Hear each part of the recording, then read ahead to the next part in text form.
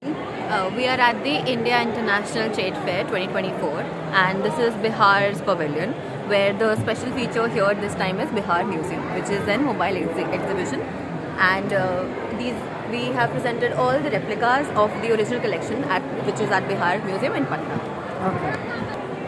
Alright, so this is the depiction of a Bodhisattva. Bodhisattva is the disciple of the Buddha who takes the role of enlightening each and every individual present on the earth. Here, this specific Bodhisattva is not as we usually see a Buddha, right? It's very different. Why? Because this is from the Gandhara school of art. Here we can see that here the Bodhisattva is adorned with all the jewelries. You can see he's also in a very heavy and expensive clothing, which usually Buddhas are not seen like, right? So this is what depicts that Buddhahood can be achieved with all these worldly possessions too. You don't have to give everything up. So this is how, and the mudra here shows that that this Bodhisattva is in dhyan, and this is a lotus. This is the depiction of Surya Bhagwan. So how do we distinguish that this is Surya Dev and not Vishnu Bhagwan, right? So because Surya Dev has only 2 hands and Vishnu Bhagwan is always depicted with 4 hands.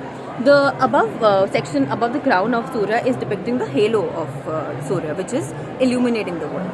When we come down towards the base of the statue, we can see 7 horses, which depicts 7 days of the week and 7 colors of the rainbow.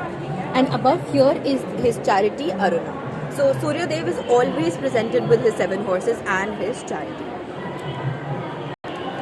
Now this is the depiction of Buddha from the Pal period. Here the very distinguishing feature of this Buddha is the mudra, which is called the Bhumi Sparsh Mudra, where he's touching the ground with his hand. Now there's a very interesting story behind it. Why is he doing that? We usually see Buddha in a Dhyan Mudra, which is both hands at the center. But this mudra specifically depicts that the earth is the witness of him attaining enlightenment. And this is a classic representation of the Buddha, how we have seen. And the facial expression also shows that the Buddha is compassionate and is in very much touch with all the humans and would like to bring enlightenment to them. So this is a pranala. Pranala is a part of the mandir from where water and other things come out. So it's an outlet for things. Usually we see pranalas at a Shiv temple, where whenever we're doing abhishek on the Shivling, so whatever water and whatever has to come, it comes out from this outlet. Now this pranala is a combination of 3 animals. So the bottom part of the here is of the crocodile, as we can see with the teeth. The upper part, the trunk part, is of the elephant, and the feet here is of the lion. And when you see here, this specific creature is actually called a gargoyle, but in Hindi we call it a yaksh. Yaksh is someone who has these mystic powers. It's not a human, it's not a god, but it has mystic powers. So with this size, here it's presenting its power that it can hold a mouth of such a different creature. And this is what a pranala is. This is Didarganj Yakshi. So she was found in Didarganj. That's the reason that her name has been come as Yakshi. She's of the Maurya period. And here the most beautiful part about this is that if you see the eyes of Yakshi, they're not as like human eyes. They don't have a pupil. So this shows that this creature is not a human nor a god, but it's again a very mystical female. And she has powers of femininity, and she is the one who brings prosperity wherever she is.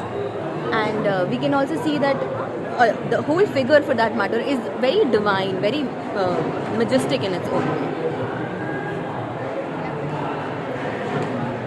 So she serves the? She serves the lords and the kings of the region, and whoever she serves, she brings that femininity and that prosperity with them.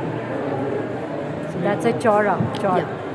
And she's bedecked with so many of these beautiful ornaments. Yes. Ornaments, yeah. Beautiful. Likely of a servant to wear such ornaments and to be such godly dressed. So this is called the lady with the parrot. So as we can see that she has one finger pointing at the parrot down, which means that she is instructing the parrot and making it learn something. Again, it can be seen on a Tribhanga pose, which is, it slight bends at corners, which gives it a more like a triangular shape in the figure. And she's also one of the servers to the kings and the queens. Okay, this is the sculpture of Vishnu ji. As we can see, the four hands of Vishnu holding his identification tools like the shankh, the gada, and we have this here, which is very specific to the to this Vishnu, which is the wish granting mudra. That whatever he bestows upon his blessings, that will be granted. And then we can see that this particular sculpture is also with the Dasa avatars of Vishnu. So they're on the sides here. These.